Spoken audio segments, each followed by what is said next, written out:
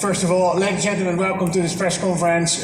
Very happy to see so many of you, by the way. I'm a little bit impressed here. Martin, thank you so much for being here with us. It shows very much how important North America is. And you've heard the word home market a couple of times, and I'm going to repeat it a couple of times because I think it's important to know Volvo Trucks is a global brand. We have a very successful cap-over offering or mainly in Europe and international, but we also have a very successful and a premium conventional offering.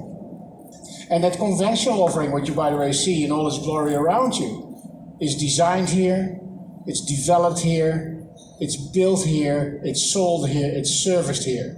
It's all American. My name is Peter Voorhoeve, I'm Dutch, but I am at home in North America, I can tell you. And we have a very strong portfolio. We've invested a lot of money in what you see around you, and we also made a successful strategy shift. We know now what is the balance between selling to smaller customers and to larger customers. We have driven a very successful strategy around our proprietary driveline. More than 93% of all our trucks are now with Volvo engines, and that makes that the whole business is balanced, it is profitable, and it has a great offering for our customers. Major investments to best serve our customers. I come back to that later on. But let's also look a little bit at the business environment then. In our quarter 3 earnings report, we spoke about what the future looks like. My view on the North American market is that, first of all, yes, it will cool down most probably a little bit in 2020. Brexit is not really helping. We have some trade tensions that put some insecurity in the world. But at the same time, I think we see still a fairly good consumer spending. We see a fairly good consumer confidence. And at the end of the day, that all supports our business, obviously. Manufacturing growth is moderating. The diesel prices are luckily stable. And then, of course, the big question is, what is the market going to do then next year? Well, we know that this year is like the largest market ever. We're going to go to 340,000 units. And then next year, it will, according to our projections, we believe a market will be around 240,000 units. Is that a drama? Is that a reason to panic? Is it? No, to our opinion, not. I think what we're seeing right now is we see that the market is correcting to a significantly normal model. My calculation was, if you look at the last 10 years, the average in the North American market is around 260, 265, 270 or something like that. So we will dive a little bit below that 10-year average, but it's a good level. Then, of course, it's up to us. Right, as a manufacturer, to have a supply chain that adapts to that. And amongst you, by the way, the whole supply chain is, by the way, present here at the show. We know how to do that, and we can follow that. Strong markets automatically leads then also to strong sales. So we're putting a record number of trucks on the market today. If you look at the shares then, because that's the relative performance, right? Market is one thing, share is relative performance. And we are growing share right now in Canada. And we are growing share in Mexico. And I know, 1.9 and 3.4, those are not the numbers you want to go home and show your wife or your mother or something like that. But it is important that we are in Mexico is a serious market, and I think it's about time that we shape up, and we are shaping up in that market. So good news in Mexico, good news in Canada. We're losing share in the US.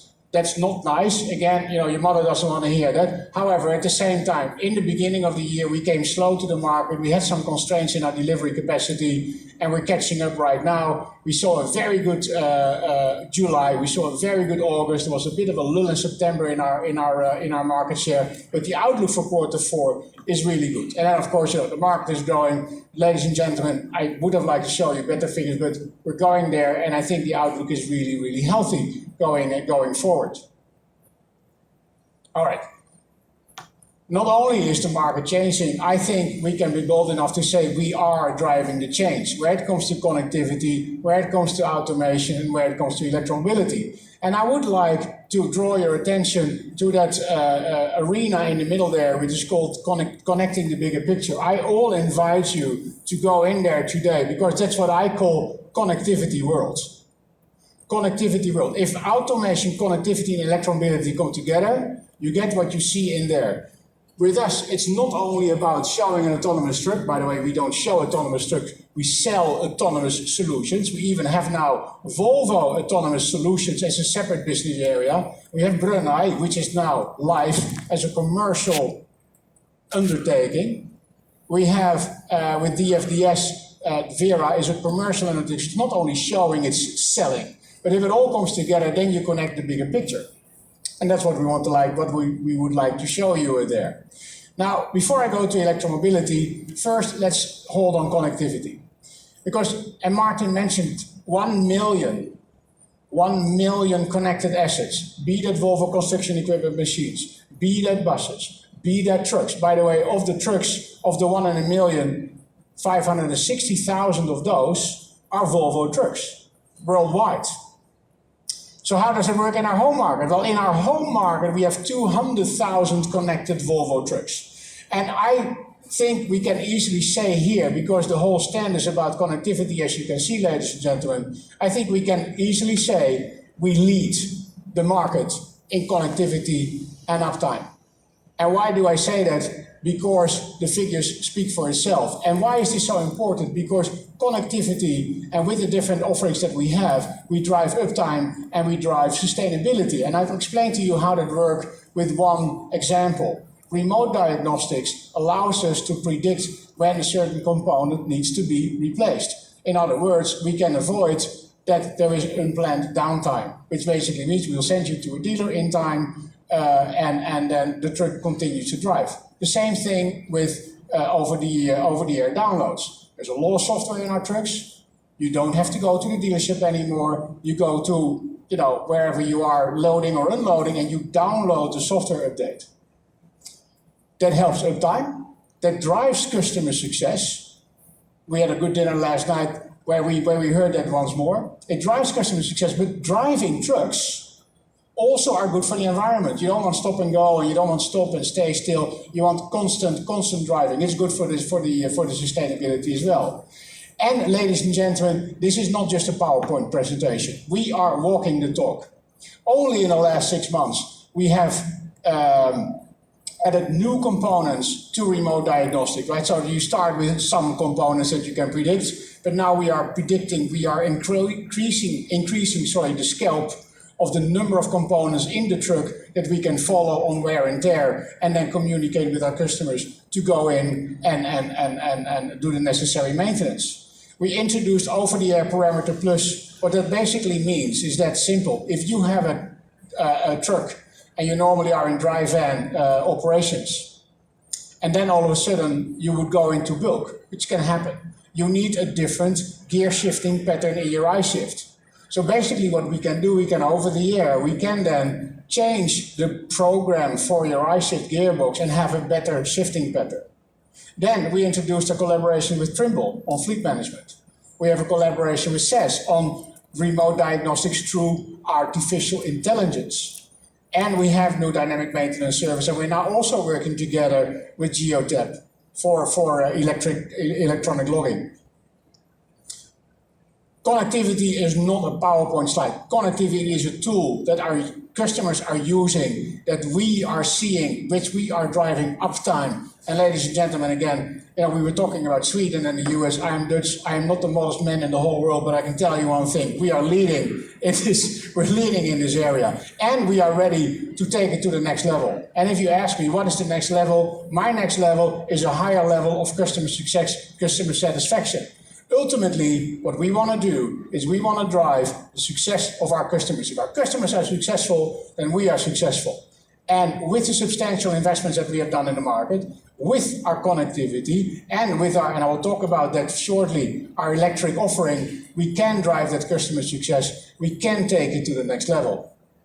We have been investing in our customers. Ladies and gentlemen, I just came out of Romulus, Michigan, where we opened a new Volvo store with our M&K dealership. We saw less than a year ago the opening of Fontana, the Volvo store in Los Angeles.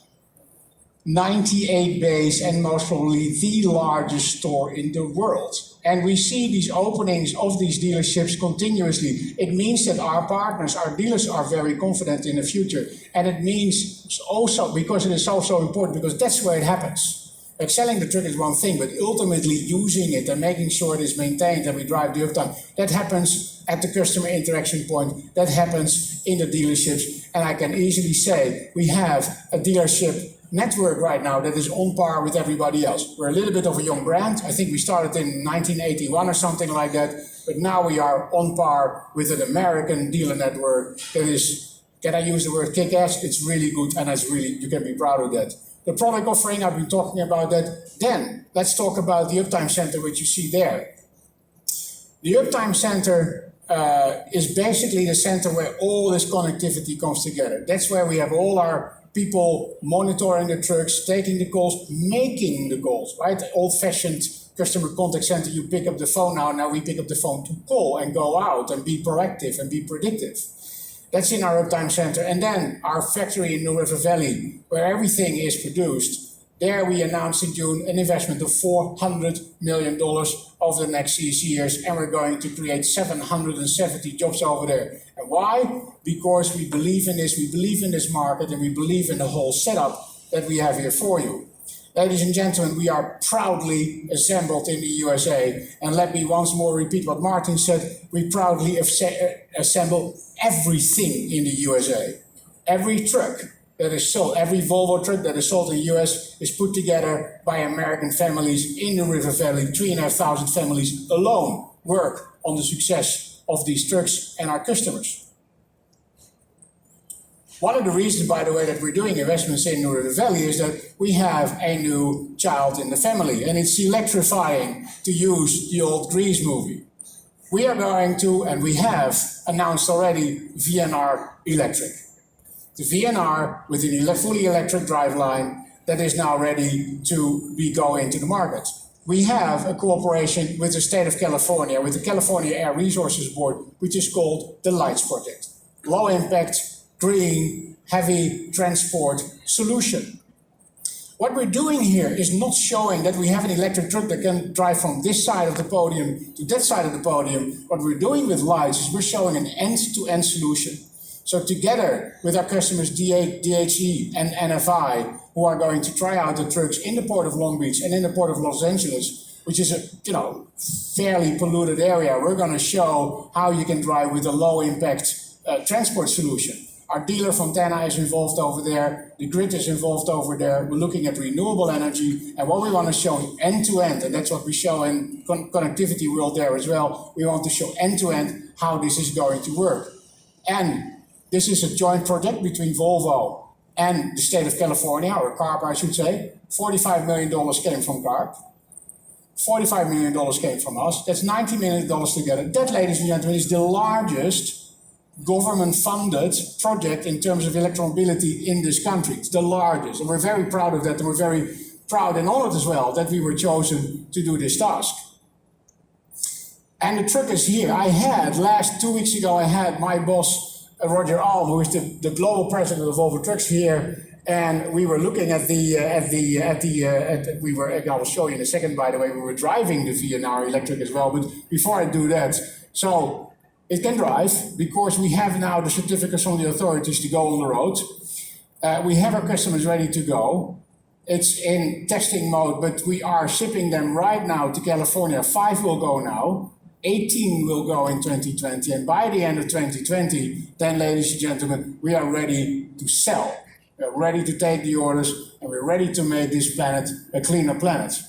But driving always remains fun. Let's look at this.